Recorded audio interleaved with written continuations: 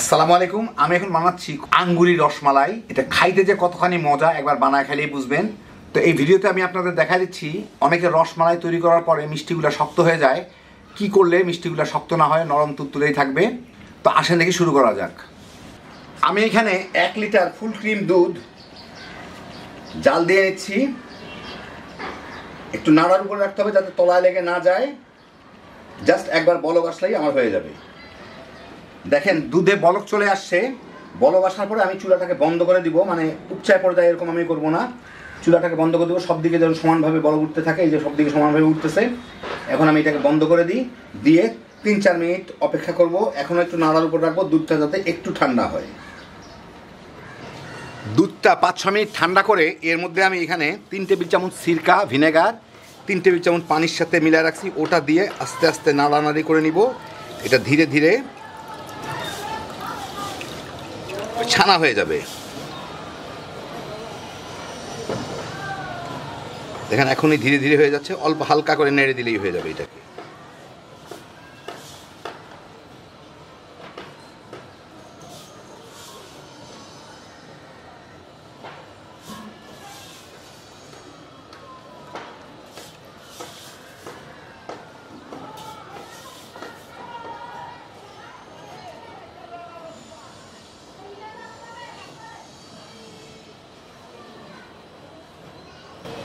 দেখেন সুন্দর পানি ছেড়ে দিল, পানি আলাদা হয়ে যাচ্ছে।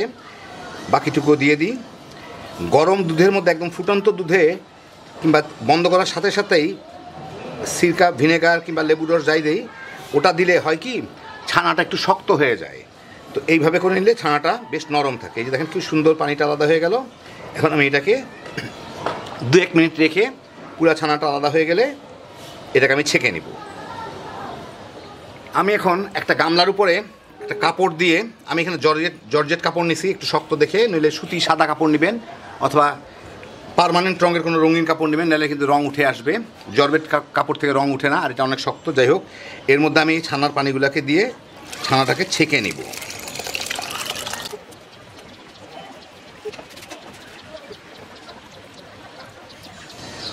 অনেক গরম, তাই যতটুকু পারি ততটুকু পানি এখান থেকে ফেলে আমি আরেকটা গামলার মধ্যে ছানাটাকে নিয়ে এটাকে একটু ঠান্ডা পানি দিয়ে ধুয়ে নিব। তাহলে ছানাটা কুকিং প্রসেসটা বন্ধ হয়ে যাবে, আর ভিতরে যে ভিনেগারের গন্ধ থাকে ওগুলোও চলে যাবে। ব্যাস, এখন এটাকে আমি ভালো করে চিপে নিব।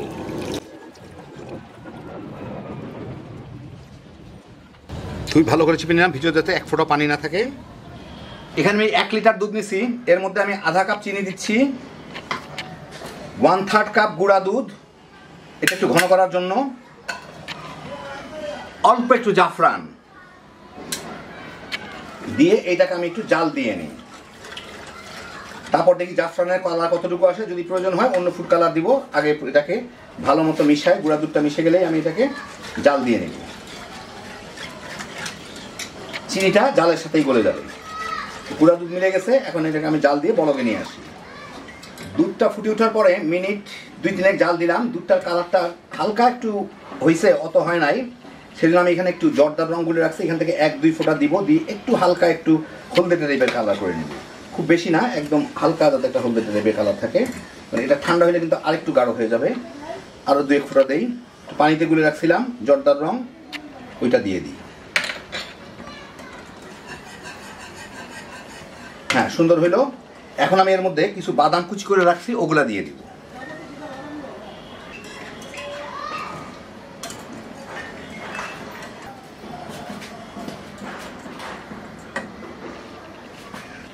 একই সাথে এখানে আমি একটা এলাচি গুঁড়া করে রাখছি, ওই এলাচিটা দিয়ে দিব। এটা আগে দিলে ভালো হইতো, এখন দিলেও ক্ষতি নাই। আর কয়েক ফোঁটা কেওড়া জল দিয়ে দিব, ফ্লেভারটা ভালো আসবে। এখন এটাকে 3-4 মিনিট জাল দিয়ে নিলেই হয়ে যাবে।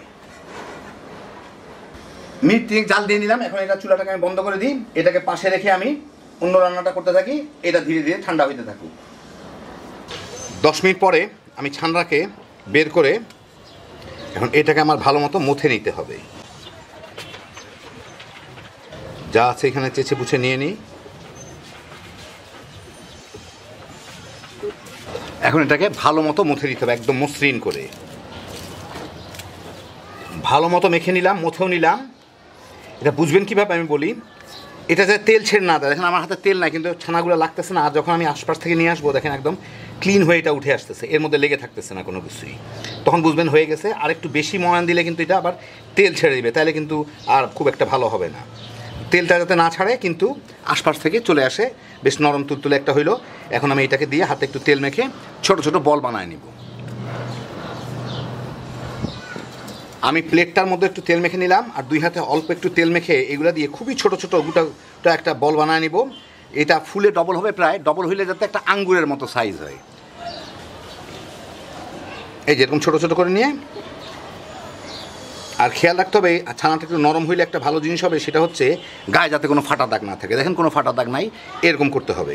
ছানাটা নরম হইলে কিন্তু ফাটা দাগ থাকবে না, শক্ত হইলে কিন্তু একটু ফাটা ফাটা দাগ থাকতে পারে, সেটা আবার খারাপ। তো এরকম করে আমি ছোটো ছোটো এক সাইজের সব বল বানিয়ে নিব, মানে বড় সাইজের একটা আঙ্গুরের অর্ধেক সাইজ করবো এটাকে আর কি। আমি এখন একটা কড়াইয়ে 1 কাপ চিনি নিয়েছি, এর মধ্যে আমি 4 কাপ পানি দিব, দিয়ে এটাকে জ্বালায় আমি একটা শিরা বানিয়ে নিব পাতলা। চুলাটা জ্বালাই, এটাকে আমি জাল দিয়ে পাতলা একটা শিরা বানিয়ে নিব। চিনিটা গলে ভালো মতো ফুটে উঠলে আমি এর মধ্যে এখন এই যেগুলো এতগুলো হয়েছে আমার, এইগুলাকে দিয়ে দিব। হাই হিটে কিন্তু আমি জাল দিচ্ছি, হাই হিটে রেখে এটাকে দিয়ে আমার জাল দিয়ে নিতে হবে। এখন এটাকে আমি ঢেকে দিব 5 মিনিটের জন্য। কোনো নাড়ানাড়ি করা দরকার নেই, কিছু করার দরকার নেই। হাই হিটে 5 মিনিট জাল হোক। এটা 5-6 মিনিট জাল দেওয়ার পরে দেখেন একদম প্রায় ভরে গেছে। এগুলোকে আমি একটু এইভাবে হালকা করে একটু নেড়ে দিব, যাতে উপরের দিকগুলো ওই দিকগুলো হইতে পারে। দেখেন আবার একটু চিমায় যায়, সবগুলো হইতে পারে। এইভাবে আরও 5-6 মিনিট জাল দিয়ে দেবো, মাঝে 2-1 বার আবার নেড়ে দিব। আরও 6-7 মিনিট জাল দিয়ে আমি এখন চুলাটা বন্ধ করে দিই। দিয়ে এই যে দেখেন এই হচ্ছে এই অবস্থা এগুলা। এখন আমি এগুলাকে অল্প একটু সময়, মিনিট 1-2 একটু এইভাবে রেখে দিব। এই মিনিট খানেক কি মিনিট 1.5 পরেই এই যে দেখেন এগুলা পানির নিচে কিন্তু এখন অর্ধেক ডুবে আছে। এগুলাকে আমি এখন এখান থেকে তুলে পাশে আমি যে পানি নিছি, পানির ঠান্ডা পানি, এর মধ্যে বরফ দেওয়া আছে, ওর মধ্যে এগুলাকে দিয়ে দিব, মানে ঠান্ডা করে নিব। দেখেন দেওয়ার সাথে সাথেই ডুবে যাচ্ছে। এর সাথে একটু এই চিনির শিরা সহ আমি দিয়ে দিব।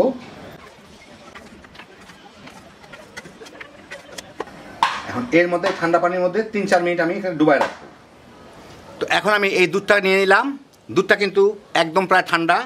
আর এই যে দেখেন রসমালাইগুলা পানির মধ্যে ডুবে আছে, মানে এটা বেশ পানি খেয়ে যায়, তার মানে হচ্ছে যে রসমালাইগুলায় মানে এই মিষ্টিগুলা যে মোটামুটি ভালোই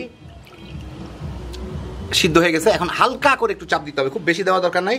চাপ দিয়ে এগুলাকে আমি এর মধ্যে ছেড়ে দিব, খুব হালকা চাপ দিতে হবে একদম, মানে ভিতর, কারণ ভিতরে কিন্তু মিষ্টি পানি দেওয়া আছে, অতএব অল্প একটু ছেড়ে দিলেই হইল, মানে অল্প একটু চিপে নিলেই হইল, খুব বেশি চাপাচাপির দরকার নাই, যাতে অল্প একটু রস চুষতে পারে, চুষে এটা যাতে হালকা হলুদ হইতে পারে, বাস হয়ে গেল। যেমন সাদা সাদা দেখা যাচ্ছে, এটা ওই কালার হয়ে গেলেই হয়ে গেল। দিয়ে দিলাম। এখন আমি এটাকে কয়েক ঘন্টা ফ্রিজে রেখে দিব, 3-4 ঘন্টা, যথেষ্ট পরিমাণ সময় দিব এটাকে রসটা চুষে নেওয়ার জন্য। আর ঠান্ডা করলে খাইতেও ভালো লাগে। কয়েক ঘন্টা নর্মাল ফ্রিজে রেখে ঠান্ডা করে নেওয়ার পরে এই হচ্ছে আমার রসমালাইটা। আমি আবার উপরে কয়েকটু বাদাম দিয়ে দিছি, দেখতে দেখতে ভালো লাগে। এত সহজে যে এত মজার একটা রসমালাই তৈরি করা যায়, একবার না খেলে বুঝবেন না। আর আমি যে প্রসেস ফলো করলাম এভাবে বানান, আপনাদের মিষ্টিটা সবসময় নরম তুলতুলে থাকবে, ফ্রিজে রাখলেও নরম তুলতুলে থাকবে। তো আপনাদের আমি একটু কেটে দেখাই ভিতরটা কেমন। এই যে দেখেন ভিতর দিকটা আপনারা দেখতেই পাচ্ছেন, ভিতরটা একদম স্পঞ্জের মতো নরম তুলতুলে। প্রত্যেকটা মিষ্টি এইরকমই হবে। যারা মিষ্টি পছন্দ করেন তামা তামা করে খেয়ে ফেলাইতে পারবেন। হ্যাপি জোশের একটা আইটেম। আল্লাহ আপনাদের সবাইকে ভালো রাখুন, সুস্থ রাখুন, নিরাপদে রাখুন। ইনশাআল্লাহ বেঁচে থাকলে আবার দেখা হবে। আল্লাহ হাফিজ।